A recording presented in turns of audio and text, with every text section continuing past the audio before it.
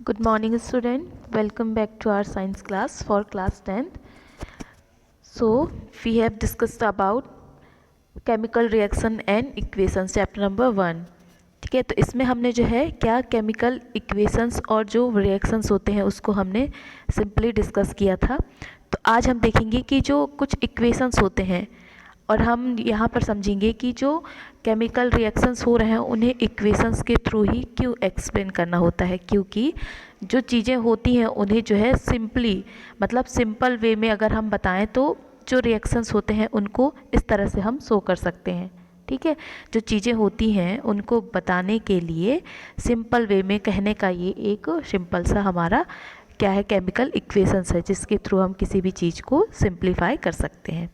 ठीक, तो ये हमने देखा कि किस तरह से जो हमारा मैग्नीशियम रिबन है वो ऑक्सीजन के प्रेजेंस में बर्न करके क्या बनाता है, हमारा मैग्नीशियम ऑक्साइड बनाता है। ठीक है, ये हमने देखा। तो इसमें जो है दो चीज़ें हमें पता चलती हैं, क्या कि जो चीज़ें आपस में रिएक्ट करती हैं उन्हें हम क्या कहते हैं, रिएक्टेंट कहते हैं। ठीक है, और उसके आफ्टर दैट जो भी प्रोडक्ट जो बनेगा वो हमारा क्या है, प्रोडक्ट कहलाएगा। ठीक है, जिसे हम जो है एक एरो के थ्रू शो करते हैं, है ना। तो यहाँ पर ये देख लिया। अब हम यहाँ बात करेंगे कि जो केमिकल इक्वेशंस होते हैं वो हमारे केमिकल इक्वेशंस जो है कुछ बैलेंस्ड होते हैं और कुछ अनबैलेंस्ड होते हैं।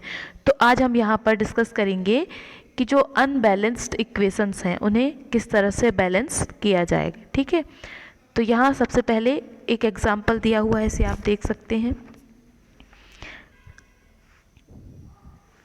ठीक है, यहाँ एग्जाम्पल दिया है जिंक एंड सल्फ्यूरिक एसिड की आपस में क्या है, रिएक्शन कर रहे हैं, इनके बीच में रिएक्शन हो रहा है और हमें जो प्रोडक्ट है वो क्या मिला, जिंक सल्फेट प्लस हाइड्रोजन। जो हमारा हाइड्रोजन गैस है वो हमें यहाँ प्रोडक्ट के फॉर्म में यहाँ बना। ठीक है, तो अब यहाँ पर देखेंगे कि ये जो इक्वेशंस है, सबसे पहले समझते हैं कि ये बैलेंस इक्वेशन है कि अनबैलेंस इक्वेशन। अब इसे समझने के लिए हमें क्या करना होगा, यहाँ पर जितने भी जो एटम्स हैं उनको हमें देखना होगा कि एरो के लेफ्ट हैंड साइड में एंड राइट हैंड साइड में जो एटम है वो क्या उनके नंबर सेम हैं या फिर डिफरेंट है ना। तो इसे हमें देखना है, इससे ही हमें समझ में आएगा कि जो इक्वेशन है वो बैलेंस्ड है और अनबैलेंस्ड है। ठीक है, तो यहाँ पर जैसे देखिए जो हमारा जिंक है, अगर हम यहाँ बात करें किसमें, लेफ्ट हैंड साइड में, जो एरो के लेफ्ट हैंड साइड में अगर हम देखें तो जिंक हमारा क्या है, सिंगल है, ओनली जिंक जो एटम है वो है हमारा 1। ठीक है, और अगर हम राइट हैंड साइड की बात करें तो यहाँ पर जो राइट हैंड साइड है उसमें जिंक हमारा क्या है, वो भी 1 है ना। तो ये जो हमारा क्या है जिंक एटम है वो बैलेंस है। और अगर दूसरा जो एटम है हमारा हाइड्रोजन, उसकी बात करें तो हाइड्रोजन क्या है, एरो के लेफ्ट हैंड साइड में how many numbers of hydrogen, only 2। ठीक है, एंड नेक्स्ट अगर हम देखें राइट हैंड साइड में तो यहाँ पर भी हाइड्रोजन के कितने एटम हैं, 2 एटम्स हैं। ठीक है, तो यहाँ ये भी हमारा हाइड्रोजन क्या है, वो बैलेंस स्टेट में है। ठीक है, और नेक्स्ट जो है क्या है हमारा, सल्फर।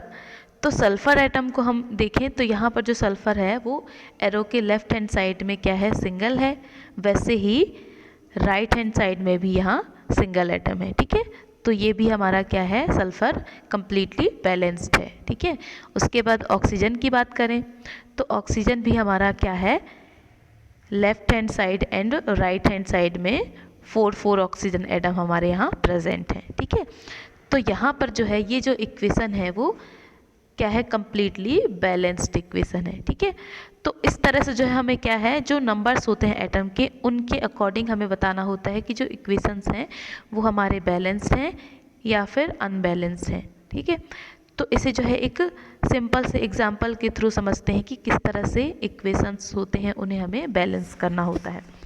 ठीक, तो यहाँ पर जो है एक एग्जांपल दिया हुआ है किसका, आयरन प्लस वाटर। जो हमारा आयरन मेटल है वो वाटर के साथ जब रिएक्शन करेगा तो हमें जो है कौन से प्रोडक्ट यहाँ पर मिलेंगे, ये हमें मिलेगा Fe3O4NH2। तो जो हमारा आयरन ऑक्साइड है ये हमें मिलेगा और हमारा हाइड्रोजन गैस ये हमें यहाँ प्रोडक्ट के फॉर्म में यहाँ मिलेंगे। ठीक है, तो इन्हें जो है हमें बैलेंस करना है। अब देखिए यहाँ पर जो है साफ साफ हमें दिखाई दे रहा है कि किस तरह से ये जो इक्वेशन है वो बैलेंस है कि अनबैलेंस है। जैसे देखिए, एरो के left hand side and right hand side की बात करें तो आयरन जो है लेफ्ट हैंड साइड में क्या है, वो सिंगल एटम है। लेकिन अगर राइट हैंड साइड की बात करें तो यहाँ पर जो हमारा आयरन है वो उसके कितने एटम हैं, 3 एटम्स हैं। ठीक है, तो इससे साफ साफ समझ में आ रहा है कि ये जो इक्वेशन है वो क्या है, अनबैलेंस्ड इक्वेशन है। तो हमें जो है इस इक्वेशन को बैलेंस्ड करना है। ठीक है, तो इसके लिए यहाँ पर सिंपल से स्टेप्स दिए हुए हैं। इन स्टेप्स के थ्रू जो है हम यहाँ पर समझेंगे कि किस तरह से अनबैलेंस्ड इक्वेशन को बैलेंस किया जाता है। ठीक है, तो सबसे पहले आप क्या करेंगे, इस इक्वेशन को जो है हमें बॉक्स में क्या करना है, फिल करना है। ठीक है, सारे जो एटम्स हैं उन एटम्स को हमें बॉक्स के अंदर भरना है। उसके बाद हमें देखना है कि इनके अंदर जो है कितने एटम्स हैं। जैसे एक छोटा सा हमने टेबल फॉर्म किया है ना, टेबल बनाया। उसके बाद इस टेबल में हमें क्या करना है, यहाँ पर नंबर ऑफ एटम जो होते हैं उन्हें हमें शो करना है। ठीक है, किसके अकॉर्डिंग, एरो के left hand side and right hand side के अकॉर्डिंग। तो यहाँ पर देखिए, जो एरो है उसके लेफ्ट हैंड साइड में आयरन सिंगल एटम है तो यहाँ पर हमने 1 किया है ना, और राइट हैंड साइड में आयरन हमारा क्या है, Fe, यहाँ पर 3 एटम्स हैं। ठीक है, तो हमने यहाँ पर 3 किया।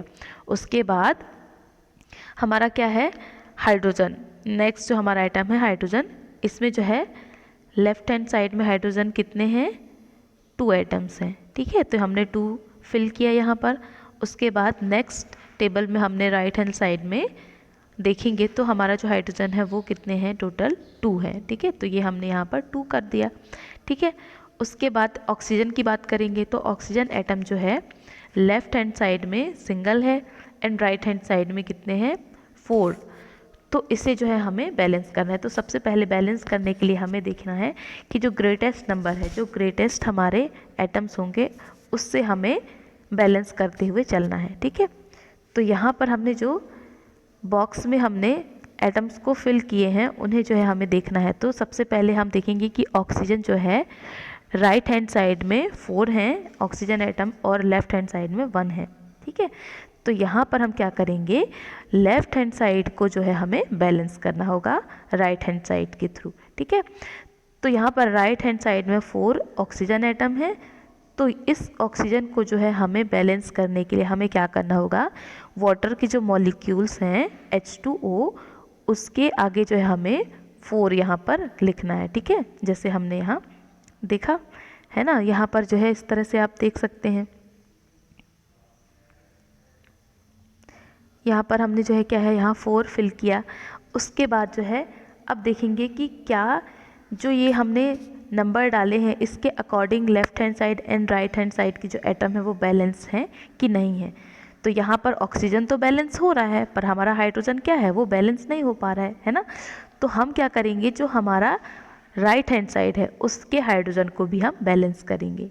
ठीक है, तो हम यहाँ पर क्या करेंगे, राइट हैंड साइड के ऑक्सीजन के आगे यहाँ पर हम 4 लिख देंगे। ठीक है, तो इससे जो है हमें क्या, दोनों हमारा ऑक्सीजन प्लस हमारा हाइड्रोजन ये दोनों बैलेंस हो गए। ठीक है, अब नेक्स्ट हम स्टेप में देखेंगे कि जो हमारा क्या है, आयरन, हमें इसे बैलेंस करना है। हमने तो हाइड्रोजन एंड ऑक्सीजन ये दोनों बैलेंस कर दिए, अब हमें जो है आयरन को बैलेंस करना है। तो राइट हैंड साइड में आयरन कितने हैं, 3 एटम्स हैं, है ना। तो यहाँ पर हमें जो है क्या करना है, डायरेक्टली लेफ्ट हैंड साइड में हम आयरन के आगे हम यहाँ पर 3 पुट कर देंगे। ठीक है, हमने 3 यहाँ पुट कर दिया जिससे जो है हमें एक बैलेंस इक्वेशन हमें मिल गया। ठीक, तो इस तरह से जो है हमें आगे अगर हम देखें तो हम इस तरह से बनाकर एक अनबैलेंस इक्वेशन को बैलेंस इक्वेशन बना सकते हैं। ठीक है, यहाँ पर हम जो है एटम्स के नंबर पुट करेंगे और उसके बाद हमारा बैलेंस इक्वेशन मिल जाएगा। ठीक है, यह है बैलेंस इक्वेशन। इसके बाद अब हमें जो है लास्ट हमारा जो फाइनल स्टेप होगा वो क्या होगा, इस स्टेप में हम देखेंगे कि जो हमारे एटम हैं वो किस स्टेट में प्रेजेंट हैं, सॉलिड स्टेट में, गैस स्टेट में या फिर लिक्विड स्टेट में। तो उनके अकॉर्डिंग जो है हमें इनके स्टेट के बेस पर हमें यहाँ सिम्बॉल्स लिखने हैं। ठीक है, तो यहाँ पर जैसे देखिए हमारा जो आयरन है वो क्या है, सॉलिड स्टेट में है, और जो हमारा वाटर है वेपर फॉर्म में है, तो इसे हम क्या कहेंगे, ये गैसियस स्टेट में है। ठीक है, और बाद में जो हमारा आयरन ऑक्साइड जो बना है वो हमारा क्या हो जाएगा, ये सॉलिड स्टेट में होगा, है ना, इसलिए हमने यहाँ पर एस जो हमारा है सॉलिड स्टेट के लिए वो हमने यहाँ लिखा। वैसे ही हाइड्रोजन हमारा, हमने पहले ही बताया कि हाइड्रोजन क्या है, गैसियस फॉर्म में कन्वर्ट होता है ना। तो यहाँ पर हमने लिखा कि जो हाइड्रोजन है वो गैसियस फॉर्म में है। ठीक है, तो इस तरह से हमने जो है जितने भी जो एलिमेंट्स हमारे यहाँ पर एटम दिए हुए हैं 3 एटम्स, उनके स्टेट के अकॉर्डिंग हमने इन्हें बैलेंस कर दिया। ठीक है, तो इस तरह से जो है हमारा बैलेंस इक्वेशन फॉर्म हो गया। ठीक, तो ये हमने सीखा कि किस तरह से इक्वेशंस होते हैं अनबैलेंस्ड, उन्हें बैलेंस किया जाता है और बैलेंस करने के बाद जो है हम उनके स्टेट्स को भी यहाँ पर शो करते हैं। ठीक है, तो ये हमने सीखा। इसके आगे जो है हम नेक्स्ट क्लास में डिस्कस करेंगे। ये हमारा रहेगा कि जो केमिकल रिएक्शंस होते हैं वो किस किस टाइप्स के हो सकते हैं, इनके टाइप्स हम नेक्स्ट क्लास में हम डिस्कस करेंगे। ठीक है, चलिए आज के लिए इतना ही। Thank you.